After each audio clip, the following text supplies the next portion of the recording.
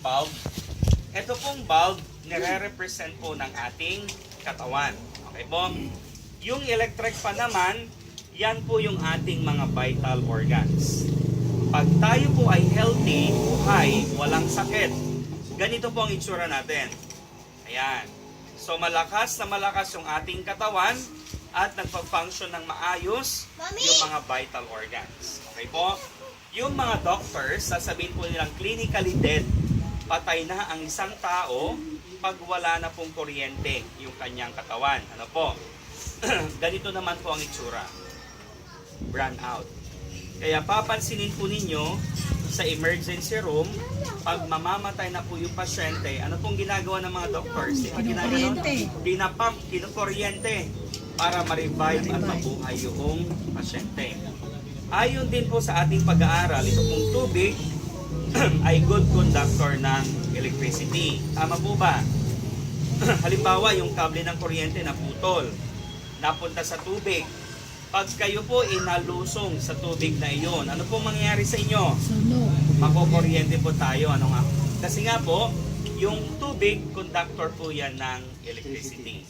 At ilang glasses of water a day ang kailangan nating inumin ayon sa mga doctors? 8 to 12 glasses of water a day.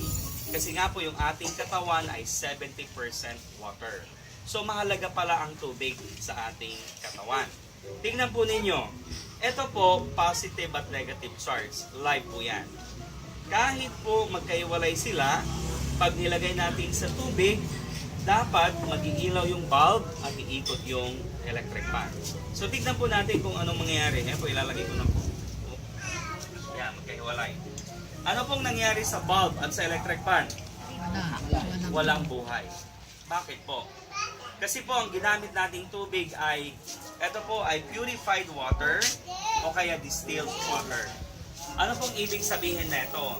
Nagdaan sa mahabang proseso. Napakalinis. Walang germs, walang bacteria, walang microorganisms, walang nutrients. Wala din po siyang minerals. Yan po ay dead water. Pinatay na tubig.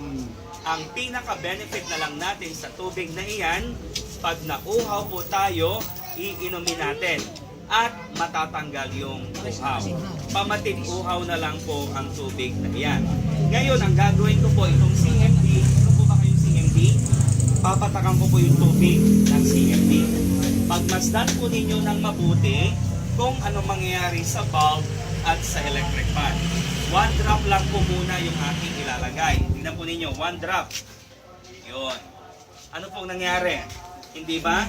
Nagkaroon po siya ng energy ng buhay. Pero mahina. Para mabilis siyang lumakas at gumaling sa kanyang karamdaman, dagdagan po natin ng patak. Tingnan po ninyo, habang dinadagdagan natin, lalo po siyang lumalakas. Bakit po? Kasi nga po itong CMD, kuryente o electrolytes sa ating katawan. Pinapalakas niya. Sabi nga po nyo kanina, binibigyan niya ng sigla yung loob ng ating katawan. Okay po? So, kung tayo po ay araw-araw na umiinom ng tubig na may CMD, malakas na malakas ang inyong katawan at nagpa-function ng maayos yung mga vital organs. Kung mayroon po kayong sakit, mabilis po kayong gagaling. Kung walang sakit naman, hindi po kayo basta-basta magkakasakit. Kasi nga po, ito po ay pinapalakas niya yung ating immune system. Hindi po yan magic ha. Tignan po ninyo, baka kala nyo minamagic ko kayo. O, tanggalin natin. Walang buhay, di ba? Ibalik po natin. Nagkakaroon po talaga ng lakas at buhay yung ating katawan. Okay po? So, isa pang demo para kompleto. Okay. Sino po sa inyo dito ang gustong maging healthy? Itaas ang kamay. Diba lahat po tayo? Sino po sa inyo dito ang gustong humaba ang buhay? O, lahat tayo. O, diba? So, sino po sa inyo dito ang gustong masubukan ng CMD? Taas ang kamay. So, lahat po tayo. Okay. So, ito po, isang demo pa para at least lalo nating maintindihan kung ano po itong CMD. Okay po? Sabi po nila, alam niyo po ba, yung mga sakit o yung mga cancer cells, they thrive in an acidic environment. Okay po? So why many people develop cancer and other diseases? Simply because they are acidic. Pag acidic ang katawan, kung ano-ano pong mga sakit ang lumalabas dyan. So tignan po ninyo, katulad po ng mga inuming ito. Ito po kasi yung mga inumin na madalas po nating iniinom. Tayo pong lahat ay umiinom ng purified water o kaya distilled water. Okay po? May kakilala po ba kayong umiinom ng ganito? Zin? Meron po. Yan, Ginebra. San Miguel. Okay. So, natin dito ha. Yan. At syempre, soft drinks. So, sino po sa inyo umiinom ng soft drinks? Lahat. Okay, lahat. Tignan po natin. Ako tama ko.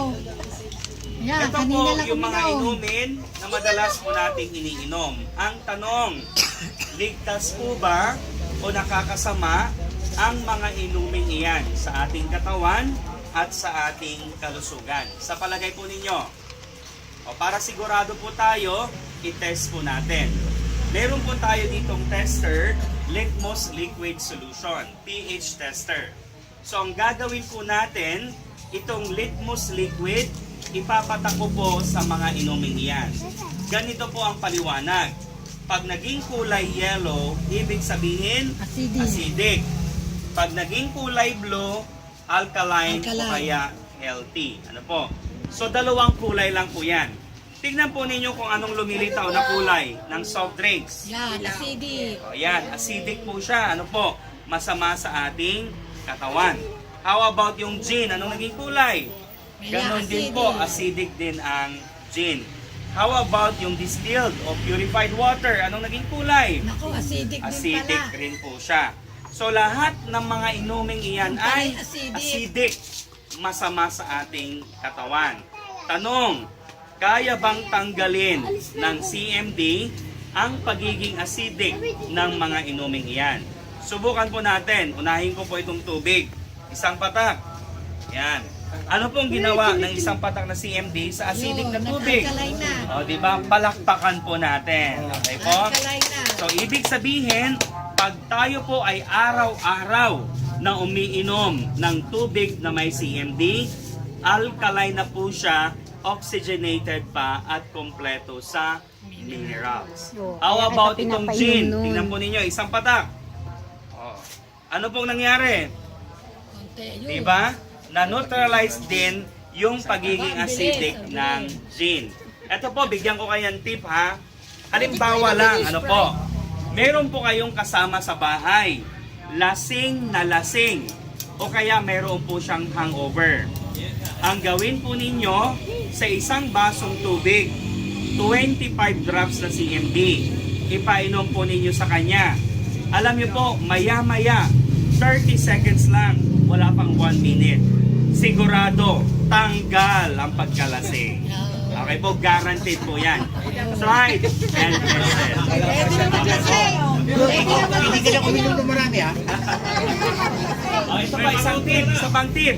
Hindi naman sa ini-encourage ko kayo makipag-inuman. Ano po, halimbawa lang, hindi nyo po maiwasan. Halimbawa, may party. Okay? Bago po kayo makipag-inuman, ang gawin po ninyo, sa isang basong tubig, ilagay po ninyo 25 drops na CMD. Hindi Inumin po malalasing. ninyo. Opo. Alam niyo po, yung inyong makainuman, Lasing na. lasing na. Ayun. Kayo po, hindi pa nalalasing. Sigurado po yun. Ayan, may tip na kayo. Ayan, huwag lalasing. Oh. So, tignan natin. Itong soft drinks naman, soft drinks. Brad. Isang patak. Nagbago po ba ang kulay ng soft drinks? Hindi. Hindi po, di ba? Baka kulang. Dagdagan ko po ng 2 patak. O, ilang patak na nailagay natin? Tatlo, ayaw pa rin. 3. Ayaw pa rin po. Ganun pa rin. Walang pagbabago. Bakit po? Alam niyo po, ayon sa mga doctors natin, ang soft drinks sobrang acidic. Mabagsik ang soft drinks. Number 1 na nagbibigay ng mga sakit sa ating katawan. Alam niyo po ba, para ma-neutralize po ito, kailangan po ng 324 drops na CMD. Ganon po ka-acidic ang soft drinks. Gusto niyo po, patunayan ko pa kung gaano po ito ka-acidic. O, tignan po natin ha. Ihalo ko po ito dito. Anong kulay? Blue, di ba? Ito po, maliit lang na amount ng soft drinks. Ihalo po natin. Ano pong nangyari? Acidic pa rin. Natalo po siya. Ganun po ka-acidic ang Wala, soft teka, drinks. no? Sobrang acidic po siya. Parang muriatic pala ho yan. Yati. Panlinis Ano po yung talaga. moral lesson na mapupulot natin sa demo na Pwede yan? nga daw Okay? panlinis siya ng CR eh. Kung papansinin po ninyo, sa panahon po natin No, no. yung mga cases na mayroong high blood, may diabetes, mayroong cancer, pambata na po ng pambata. Bakit po? Kasi po yung mga anak natin, 3 years old, 5 years old pa lang, pinapainom na natin ng soft drinks. Paglaki po nila, kung ano-ano pong mga sakit ang lumalabas sa katawan. Ayan, Rachel, naririnig mo, sabi ni Alam Doc. niyo po kung ano ang Bawal na, advice ng bawal na. ating mga doctors. Sabi po nila, if you really love your children, dapat wag mo silang paiinumin ng soft drinks. Ayan, narinig mo. Pero, kung galit ka sa iyong kapitbahay, Painamin mo.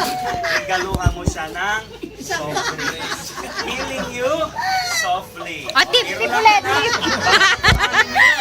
Patay sa Okay. nada. So, Magre-regalo ko soft drink. yan. Tatlo pa. Yun po yung ating CMD. Okay? So, sino po sa inyo gusto masubukan ng CMD? Yeah, very good. Yan po yung ating unang product. Okay? Pangalawa, meron po tayong Cell Bio Food. Okay? Ito po, CBF. Yan. Wait lang, wait lang.